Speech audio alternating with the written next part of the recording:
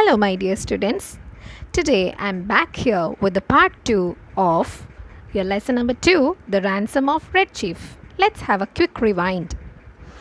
The story characters are Ebenezer Dorset, father, Bill and Sam, the kidnappers, Johnny, the red thief, the naughty boy.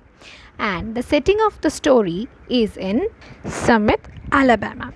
And the story till now is the kidnappers have kidnapped the boy for 2000 ransoms and they have written a letter to his father about their terms and conditions for returning the boy.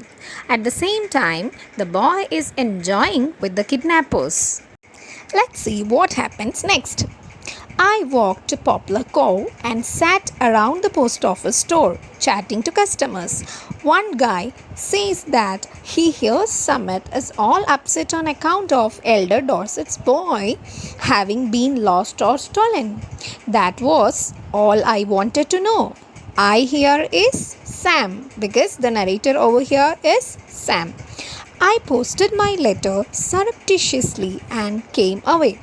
When I got back to the cave, Bill and the boy were not to be found, so I waited. Half an hour later, Bill appeared out of the bushes. Behind him was the kid, stepping softly like a scout, with a broad grin on his face. Bill stopped, took off his hat, and wiped his face with a red handkerchief. The kid stopped about 8 feet behind him. "Sam," says Bill, "I'm sorry, but the boy is gone. I have sent him home. I have been subjugated to such awful tortures. I reached my limit." "What's the trouble, Bill?" I asked. "I was rode like a horse," says Bill. "Then I was given oats. Sand ain't edible. I'll tell you, Sam. A human can only stand so much. I take him down the mountain.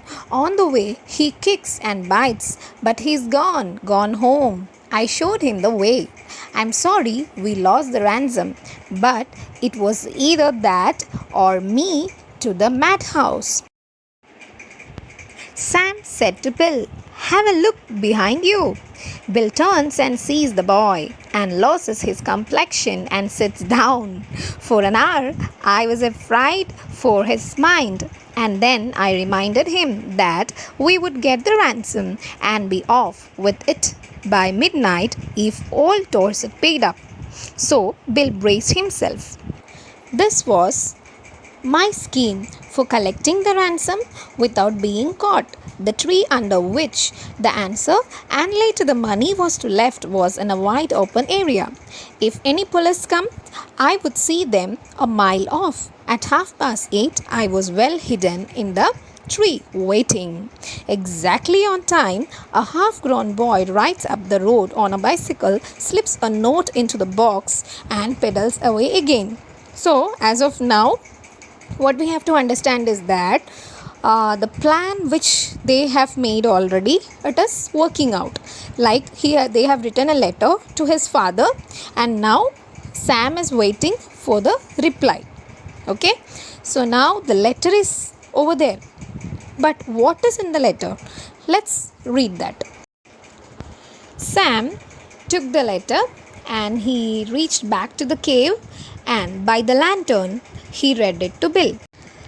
"Gentlemen, I received your letter. I think the ransom you asked for the return of my son is a little high. I hereby make you a counter proposition, which I am sure you will accept. You pay me $250 in cash and I agree to take Johnny off your hands. But bring him at midnight so that the neighbors don't stop you. Very respectfully, Ebenezer Dorset." So, what is there in the letter? It's so much of surprise for us or shocking for us, right? Because his father is telling, if I have to take my son back, you have to pay me money because father knows better about his son. "The cheek," I began. But I glanced at Bill and hesitated. His eyes were pleading with me. "Sam," says he, We have got the money. This kid will drive me crazy. I think Mr. Dorset is generous for making us such an offer. Don't let the chance go. Which means Bill is saying to Sam that let us give this child back to his father. Honestly, Bill says, he has got on my nerves too. We'll take Dorset's offer and make our getaway. That night, we got him to go by saying that his father had brought him a rifle and we were going to hunt bears the next day. Just at the moment when I should have been collecting a ransom, Bill was giving $250 to Dorset. When the kid found out we were going to leave him, he fastened himself as tight as a leech to Bill's leg. His father peeled him away. How long can you hold him? Asked Bill. I am not as strong as I used to be, says old Dorset, but I think I can promise you 10 minutes. Enough, says Bill. In 10 minutes, I shall cross the country and be over the Canadian border. And as dark as it was, and as fast as Bill was, and as good a runner as I am, he was a mile and a half out of Summit before I could catch up with him. So, children, did you understand what is the meaning of these last lines? It means that the boy was not ready to go to his father. He was catching him like a leech, but the father was trying to hold him back, and the both kidnappers escaped from there, which means the boy wanted to go back with the kidnappers. So, the summary of the story is that Sam and Bill kidnapped the boy so they could get money from the boy's parents. They needed the money to buy a land.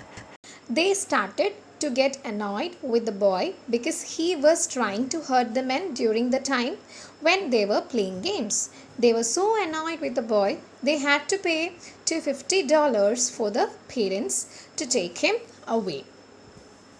Now let's go to the textbook exercises. As you all know, the first part is comprehension, in that word meanings which we have already discussed, and then question answers.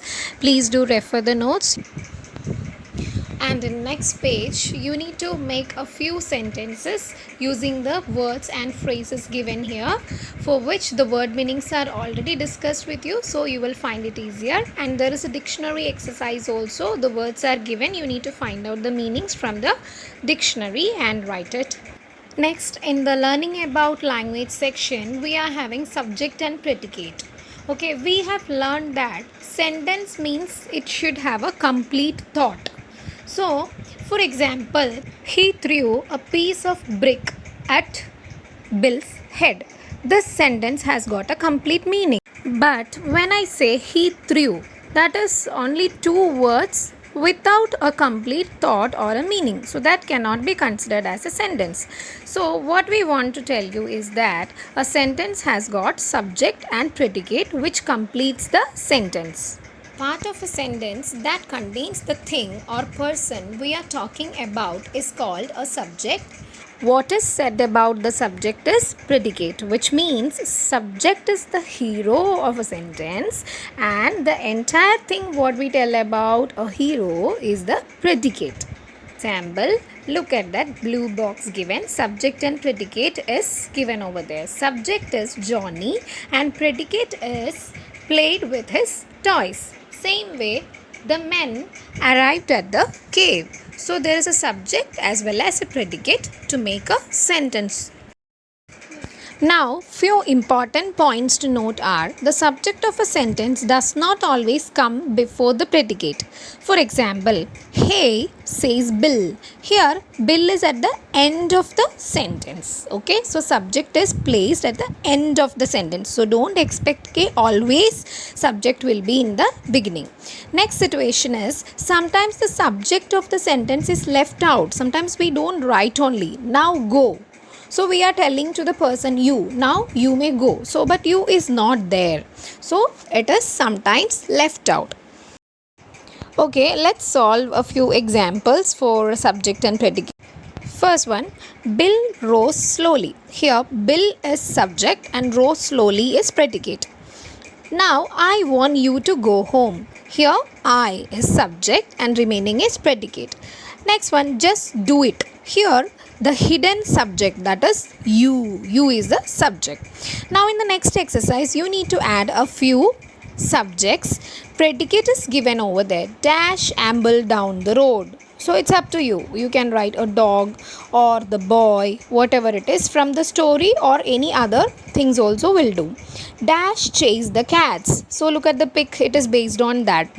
Dog chase the cats. So here dog is the subject. Now for you, there are some activities to do. You need to read the lesson very carefully. Also there is a paragraph in which the Red Chief speaks during dinner. So you have to read it. Also act the same. Next, imagine that you are Johnny Dorset and write about what happened to you. Use details and phrases from the passage if you wish. So, all the best to all of you. Try doing that. See you in the next class with an interesting topic. Thank you and bye bye.